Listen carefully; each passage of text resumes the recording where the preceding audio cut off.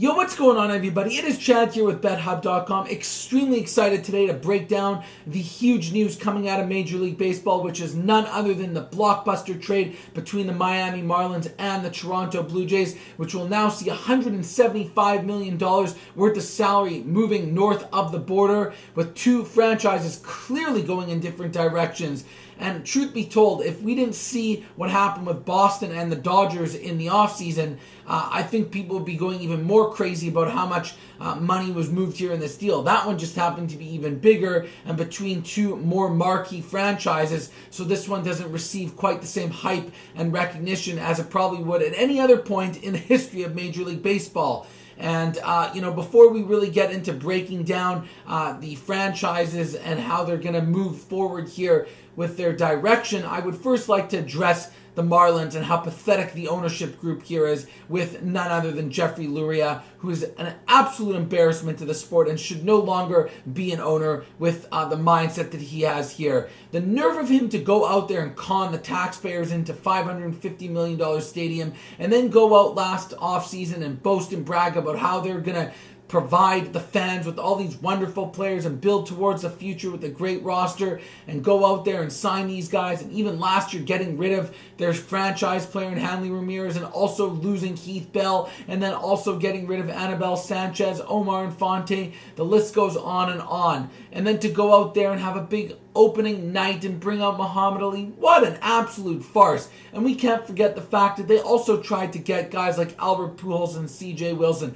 Who do they think they're kidding to pull that one-year stunt? And then, of course, bring in a personality like a Ozzie Guillen as their manager. It is just an absolute spit in the face to the few fans that actually cheer on this organization. And if you thought they had troubles before filling out that stadium, you better believe that it's only going to get worse moving forward. This is just, it shouldn't be allowed in the sport. Bud Selig, you have got to do something about this now. And I know the easy comparisons are to draw back on 1997 when Wayne Huizenga had a fire sale after they won the World Series. Well, at least they won something then. This team didn't even make the playoffs with the players that they had. And at least there was a bit of a commitment to winning that one World Series.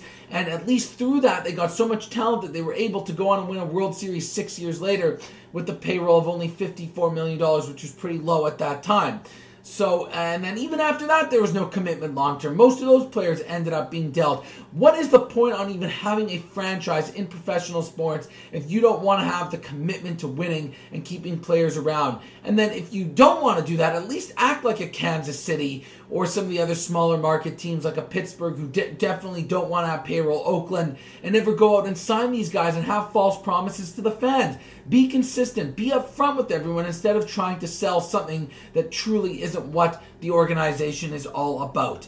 Now moving forward here up north in Canada, this is obviously absolutely huge news. The buzz is incredible. Twitter feeds going berserk right now. Facebook, text messages. All my friends in Canada that are Blue Jay fans are just losing it right now, and within good reason. There's been so much hype built around this team the last couple of years under Alex Anthopoulos. Are they finally going to contend for the playoffs? We've seen them sort of knock on the door, but never really come close due to the fact that they haven't had a lot of depth. And one year it seems when the pitching is good, the hitting's lousy, and then vice versa, keeps flip-flopping. Last year was an absolute disaster, and I think a lot of that did have to do with the injuries. And, one comment that me and my buddy always say is, in order for the Jays to even have a chance to make the playoffs, it seems like absolutely everything has to go right. And that would just even give them the slightest of chances, especially in that division. Well, with now the talent that they have right now, they can just have players live up to their expectations, and they don't need to have a perfect situation take place in order for them to really contend, especially with the extra wild card put into place. Sure, you can say that they're taking on a bit of risk here in terms of salaries because Jose Reyes still has 5 years and nearly $100 million left on his deal. And with the injury issues with him, now about 30 years old, you don't know exactly what you're going to get. But the bottom line is, if he's healthy, he is an all-star. He's a guy that can be a tremendous table setter for the power hitters that are in the heart of this lineup with the Bautista and Encarnacion. We've seen what Lowry's doing, able to come up here. Aaron Sebia has shown a little bit of pop in his bat. Rasmus is hit and miss. So at least now with all that power there, they could have someone that could be that guy that hits 300, that steals 30, 35 bases, can maybe still drive in 75 runs. That's exactly what they need at the top of this order here from a hitting perspective. It will make their lineup even more potent than it was last year. And pitching, boy oh boy, you want to talk about them having consistency issues. I've always been someone that has said Ricky Romero is not worthy of being an ace on this staff. He's got some pretty good stuff. Now, last year was an absolute disaster, but let's give him the benefit of the doubt as it being an atrocious off year. And look at the previous years where he was a guy that had an ERA in the mid-threes, which is pretty good in the American League, but he never had that overpowering stuff where you'd really want to rely on him to anchor a staff. So by having someone like Josh Johnson come in and is clearly capable of holding that down, being a power pitcher, that will be terrific for this team. He only has 1 year left on his deal, so there's no long-term commitment there. We know that maybe he'll never be quite as dominating as he was a couple years ago prior to the Tommy John surgery, but he did have progress towards the end of last year, looking like he regained some of that Cy Young candidate form that he's had in the past. Mark Buehrle's a guy where, he's not going to overpower you, but he's a good middle-of-the-pack starter, a number 2 or number 3 guy. He's fairly consistent with his location, so that's what you like out of it. 3 years left, maybe a little bit overpaid, making about $14, $15 million a year. But you have those two guys, and then you assume Romero gets back on track, and then Brandon Morrow, who's absolutely phenomenal the last couple of years with his power pitching. They have a real nice contrast and balance of Josh Johnson and Morrow being more of the overpowering type of pitchers, and then more of the precision accuracy guys with a Buehrle and Romero, which would be a terrific 1 through 4. And I think that maybe Romero can learn from some of these guys as well from a psychological standpoint when things weren't going his way last year. And then who knows who's going to be that number 5 starter. It will probably come down to one of the younger prospects in the system. So that really could shore up the pitching rotation for the Blue Jays, which plagued them last year. We know the offense is terrific. The bullpen is still going to have some questions, no doubt about it. But Sergio Santos, the guy that they signed last year, was injured and was pretty good on the White Sox a couple of years ago. I think they can bank on him coming back. And they still do have some capable arms in that bullpen if everybody gets into a specific role that they are comfortable with. I don't think it's a lock that the Blue Jays are going to make the playoffs. I mean, they should at least be 500 at the very worst here and be a lot more competitive than they were last year. But even dating back a couple years ago, they were around a 500 ball team. And I think that this move here is something that needed to be done for this Blue Jay organization, even if they're overpaying a little bit and things don't work out. Anthopoulos has been preaching patience with the young prospects in the system. Some of them have worked, some of them have not.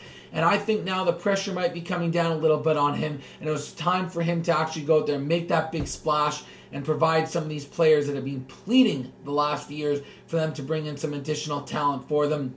And it's not like this Toronto Blue Jay organization doesn't have the money to pay these players if things don't work out here.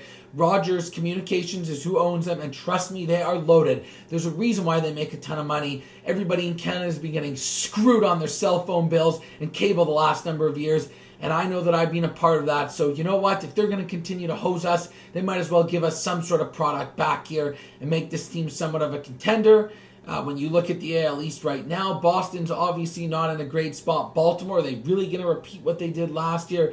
Big question marks. We know Tampa Bay always has the pitching, but now if maybe Toronto can match that, they clearly have a better offensive lineup.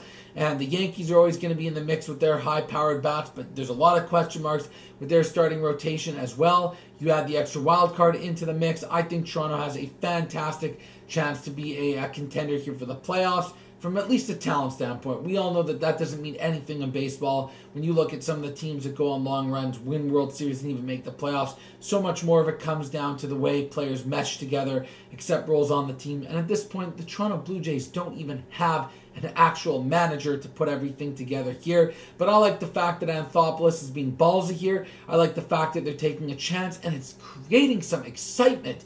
And finally, the city of Toronto has been starving for a playoff team. Yes, a playoff team, because the Raptors clearly aren't that. There's no hockey with the Maple Leafs right now, even though we know they don't make the playoffs. Toronto FC stinks. And, there's just not much going on in the sports scene there. So at least they're maybe rising to the occasion. And out of the, 6-7 million people that live in the greater Toronto area, they can try to fill up Rogers Arena. And they can try to get more people there and maybe grasp some of those fair weather fans into being diehards with this move here. It should work out from a business perspective.